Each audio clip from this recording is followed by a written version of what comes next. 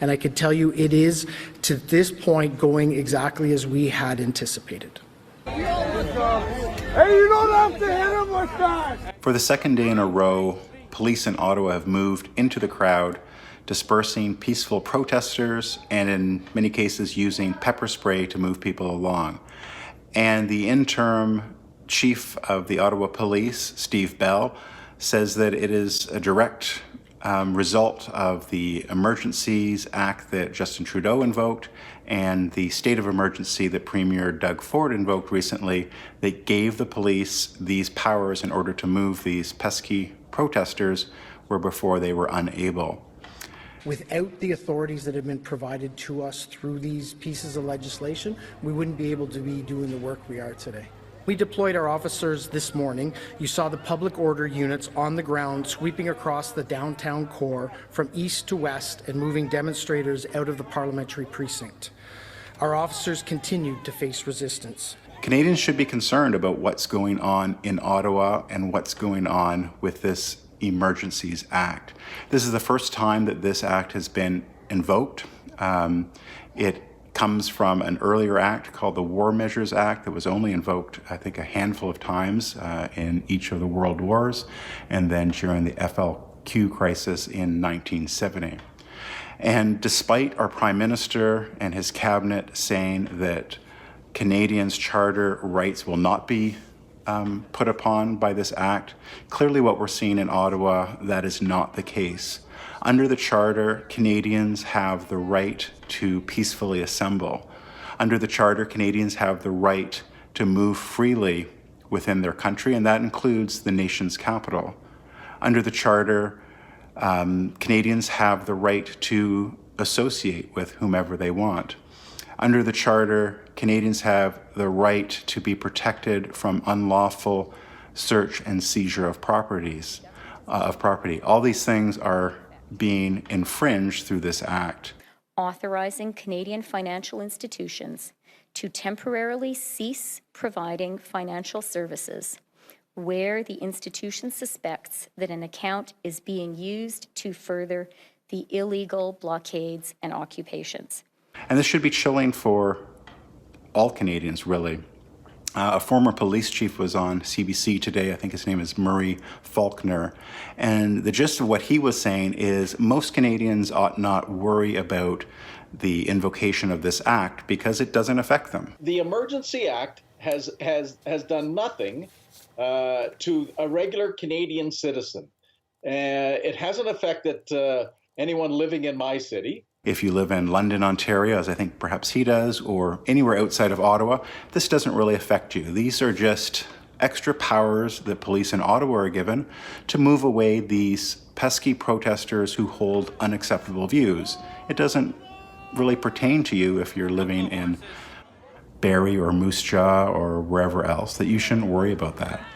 And one need only look to the 20th century to see how this type of thinking can go horribly wrong.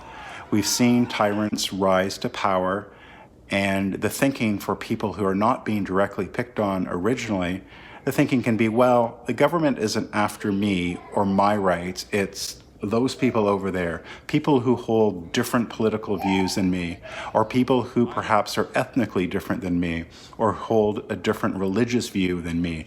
The government seems to have a problem with them, they're not bothering me, so why should I stand up? Why should I oppose the government when they're not infringing on my rights per se, but on the rights of other people?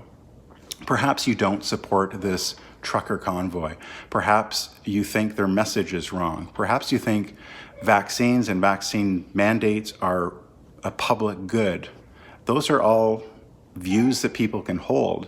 But really this isn't about the vaccines or the vaccine mandates. It's about our Charter of Rights and Freedoms and just the innate freedoms that ought to exist in a free and democratic society.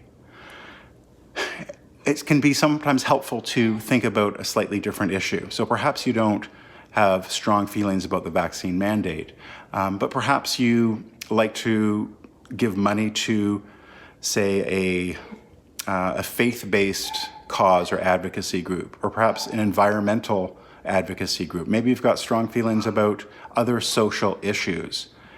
And now it seems that we're okay with the government just curtailing our rights to support groups that we see as being good and might be supporting a noble cause.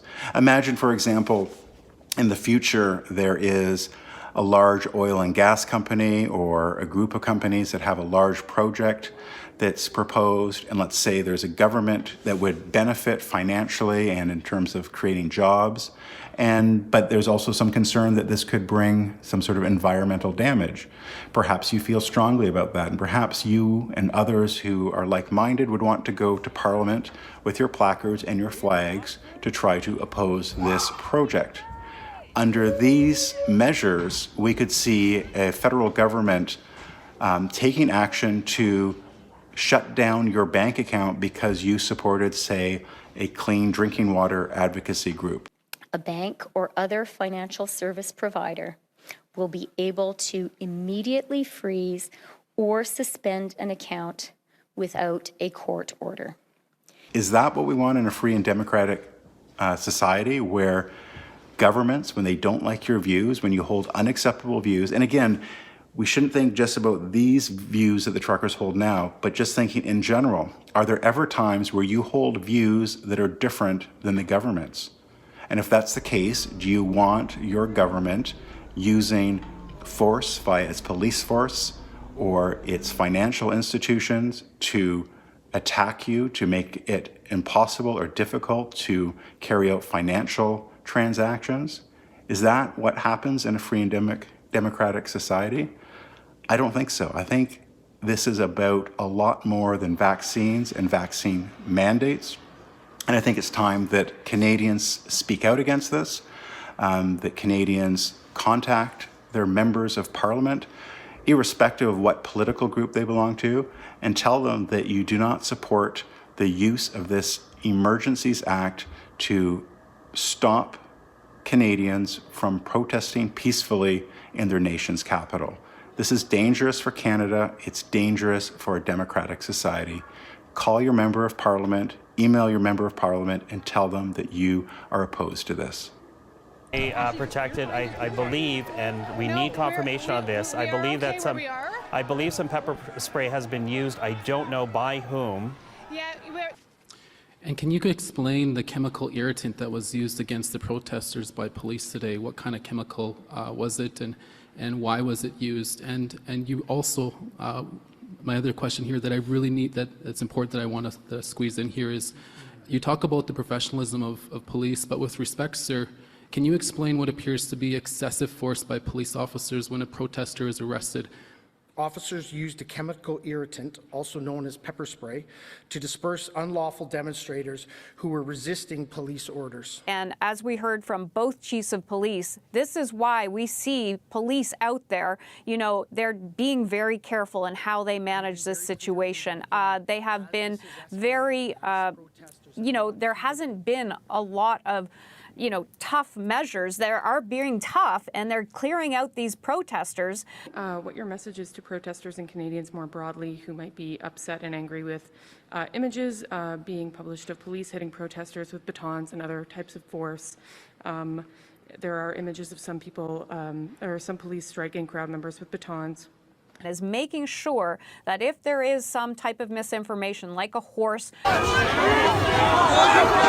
trampling somebody, that is not true. And they were quick to get that out there, that is not accurate. And same when it comes to the tear gas. Hey, stand down! Oh my gosh!